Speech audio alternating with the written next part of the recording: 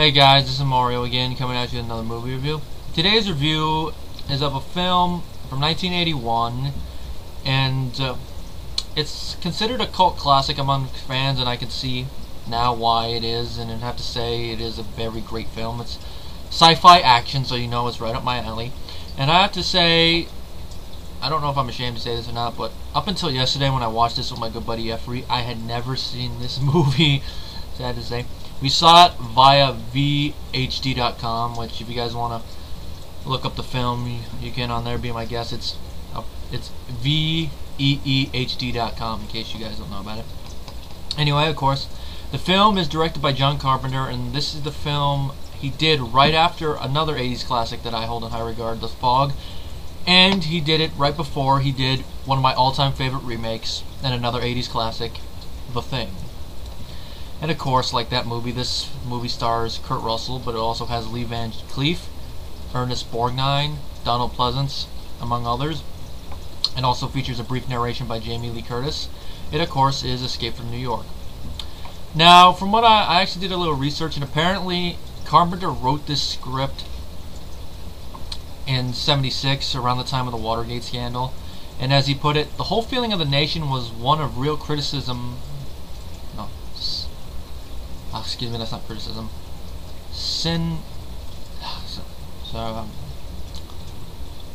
I'm kind of unfamiliar with this word, so cynicism. Okay, if you're wondering, it's cynicism.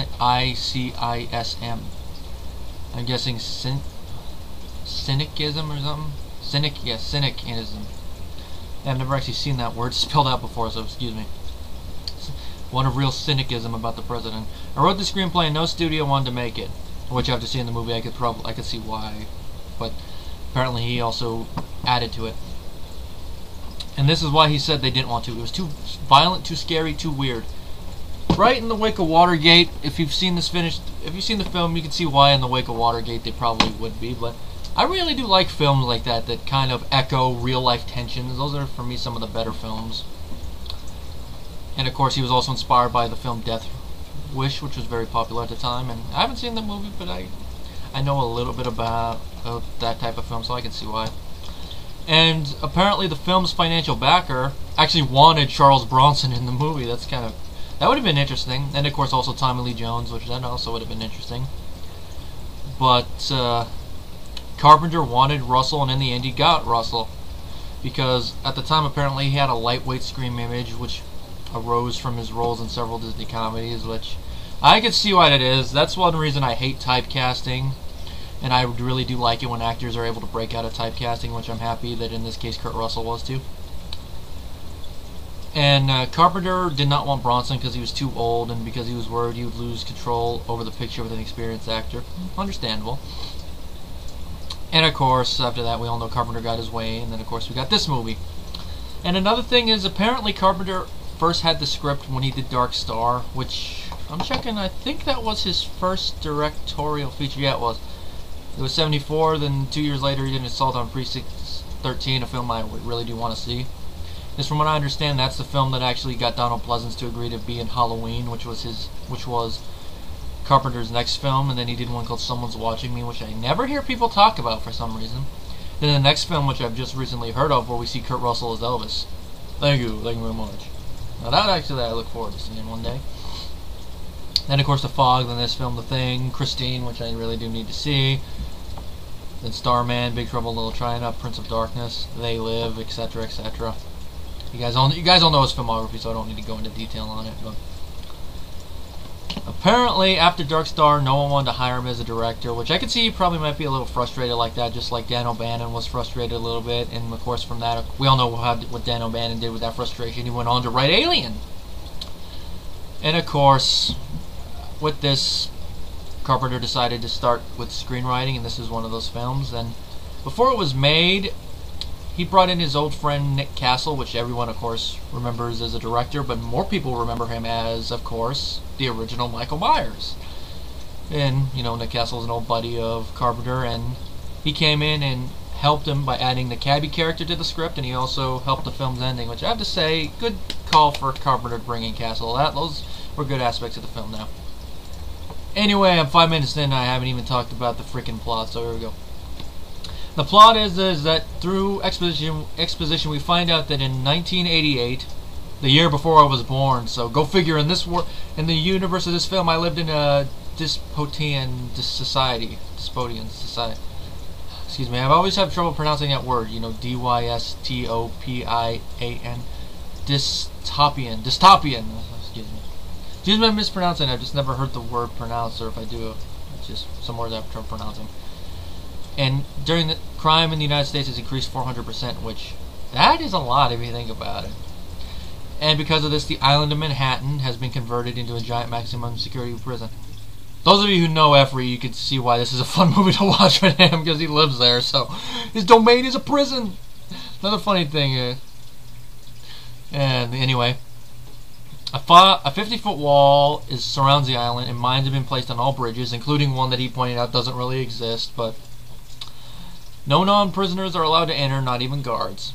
So it's basically shoot on sight orders. Nobody gets in. Well, I guess you could say the whole thing is like the Wonka chocolate factory and Willy Wonka and the chocolate factory. Nobody ever goes in, and nobody ever comes out.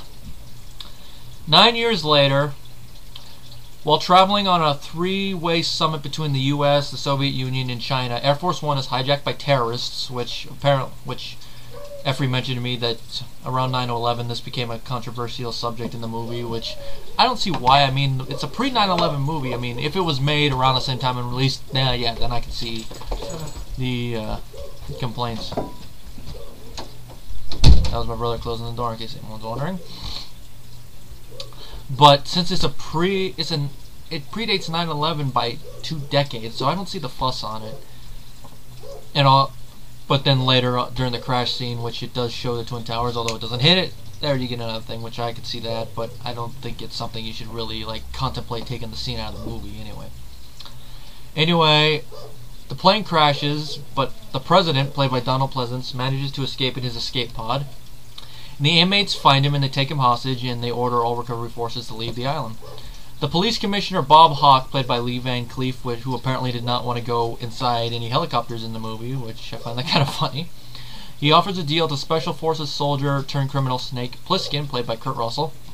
If he rescues the president and retrieves a special cassette within 24 hours, he will get a full pardon. Plissken reluctantly agrees to this, but, you know, Hawke gives him a Hauk, excuse me. I think it's H-A-U-K. I wasn't really paying attention to his name, so I'm guessing Hauk. Let's just say I'll just call him the commissioner from now on. The commissioner has a contingency plan just in case Snake tries to get away or fails in his mission. I'm not going to spoil what it is, but let's just say, in the name of Napa, in the words of Napa, not gonna lie, dick move, guys. Dick move. Anyway, Snake lands atop the World Trade Center in a glider, and he heads into the city to find the president. Along the way, he meets an inmate nicknamed Cabby, played by Ernest Borgnine, which is the first movie I actually see him in where he's actually prominent, even though I have heard of him before, most from one of my favorite George Carlin moments. Hey! Who stole my collection of used bandages? And they also got away with my nude pictures of Ernest Borgnine! And of course, he also sees Harold, who apparently is an old friend of his, played by Harry Dean Stanton, who a lot of you will probably remember from Alien, is the first person to ever get offed by a xenomorph.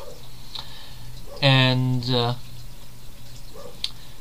he takes us to the enemy in the movie, the self-proclaimed Duke of New York, played by Isaac Hayes, who, those of you who don't know who he is, he's a songwriter, musician, singer, actor, voice actor. He is known for his musical work from the film Shaft. Yeah, apparently he was awarded an Academy Award for Best Original Song, which I want to look that up real quickly. And, of course... Oh, he's gone. Oh, I just read that. Rest in peace, man.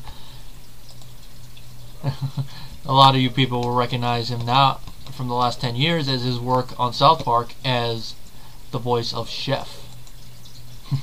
Which, of course, I was told that beforehand, but Efri probably could have waited, and then I probably would have recognized the voice because it's his normal voice that he used for Chef. Yeah, now of course we all know. Yeah, it's like, see you later, Snake. I got some children to go feed. Nah, no, I can't do him, but the Duke of New York is Chef. That's just kind of funny. And of course, the Duke has some plans for the president, and the plot is that Snake has to now rescue the president from Duke and get the heck out of there. And that's all the plot I'm going to go into. But it is a fun film. I do like that it's not really elaborate sci-fi. It's kind of more, it's sci-fi, but it's more a bleak future sci-fi. And then the action in the movie is well done, like the scene that's kind of reminiscent of gladiator fights. I like, especially since it's in a wrestling ring, and apparently there was some injuries during that scene, which I could see after seeing the movie. So, sorry about that. A little conversation I had to take now. Where was I? Oh yeah, the action and stuff. Very well shot. The score is very great. I actually do want to get this score and put it on my iPod and stuff because it's a very good score. The film was shot on a budget of $6 million, which you can see most of the money actually did go to the screen, and it made $50 million, so it deserved to make its budget back. And Efri did show me a scene after the movie that was the original opening for the movie, and I have to say I do think that opening should have been in the movie. It actually delved into Snake's character a little bit more and made one thing he does near the end of the movie make a little bit more sense. Because and also shows how he was captured and stuff. And that would have been nice. And also, we get to see Joe Unger in the movie, who I remember from Texas Chainsaw Massacre 3 as one of Leatherface's brothers, among others. But it's a deleted scene. It's a shame that it's not in. I disagree with Carpenter's reasoning for taking out the pacing thing. And the story doesn't get started in New York. Yeah, but you introduced the main character of the movie. That's the point of that scene for me. But each their own, I guess. And from what I understand, James Cameron did work on the movie, doing some of the model work, which I have to say that's cool. This is back when he was James Cameron, before he was Jimmy Cammy. And Odie! What? Sorry about that, but he's barking at nothing. There's no sound out there. Don't even start it, Odie. Don't even start it. Okay, sorry, but anyway, let's see. I talked about the score. Oh yeah, the acting. That's what I was gonna say. The acting in the movie's spot on. Kurt Russell, very believable in the role of Snake, and he kicks some serious ass. And I have to say, if the Dark Tower movie ever does get off the ground, right now I don't know. I know they already got Roland cast, so they're not going to change that. But I would really love to see Kurt Russell in the role of Roland's father, Steve Deschain. Especially if they did film The Fall of Gilead, he'd be able to kick some serious ass there. Lee Van Cleef as the commissioner, very good. Ernest Borgnine, he's magnificent as a cabbie. And I did get a laugh out of the scene where he throws the Molotov cocktail. That was cool. Donald Pleasence is beautiful as the president, very believable. And then, of course, at the ending scene where he's talking to Snake, and of course you can tell that the president is only half-heartedly giving a you-know-what. He pulls it off very well. He's very subtle in how smug he is. And then, of course, his reaction to the last thing I'm not going to say. That got a good laugh out of me. Isaac Hayes is beautiful as the villainous Duke. And you really want to see Snake punch him in the face. Granted, it doesn't happen, but you really do want to see it, and you're happy when he does get his comeuppance. Harry Dean Stanton is great as Harold. Of course, sad what happens to him. Adriana Barbua, if I'm pronouncing her name right, is great as Maggie. Tom Atkins, small role compared to the previous film, and of course, he was directed by Carpenter. He's great in his minor role. Then we even got Charles Cypress as the Secretary of State, as a background character. He does pretty good for what he has to do. And I mentioned Joe Unger in the delete scene, pretty good. And then, of course, we even got, I didn't notice him, I was told it in, but Frank Castle apparently had a small role in one scene in a vaudeville-like setting, but I didn't really see him, but that's just me. Anyway, my rating for Escape from New York, going by the 6, I have to say it fulfills the 6 things of theater well, which I gotta look them up real quick. 6.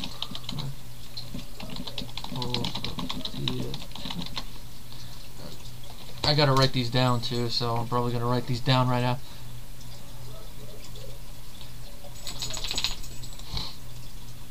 Yeah, the 6 elements of drama. The 6 elements are plot, theme, character, diction, music, and spectacle. Plot is very well done. It's paced perfectly. Would have been better if that deleted scene was at the beginning, but hey. The theme of the play, you know, movie, excuse me, it was very well done, and the theme is supposed to be what the story means as opposed to what happens. As in, plot is the main idea. And of course, it's basically like a shot kind of at governments, mostly the Watergate style government, so there it kind of succeeds. The character. Need I say stuff about the character of Snake Plissken? I mean, the name kind of speaks for itself, Snake Plissken. Everyone knows who he is, especially those who've seen the movie, so I don't really need to go into much detail on that. I mean, the name kind of speaks for itself. The diction, language and stuff, how all the actors say their lines and stuff, perfect, and fits each of their characters. The music, like I said before, really does fit the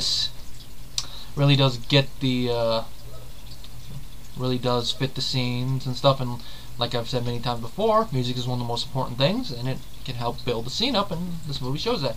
And spectacle, you know, the visual elements, you know, the special effects. We get beautiful model work, which this is why I miss models opposed to CGI. The beautiful, the explosions and stuff. There's not that many explosions, but I remember about stuff. The action scenes, how they're filmed, and all this stuff. Even the fake bridge, very well done, and then the wall and stuff. Everything well done, and like I said before, that $6 million all went towards the film. None of it pocketed, much like a certain action movie sequel that we'll probably get a rewatch and review one of these days. But let's just say that the 2 films are right there. Yeah, I'm looking at you, Chris. Yeah, I'm looking at you, Mr. Tucker. Go back to The Fifth Element.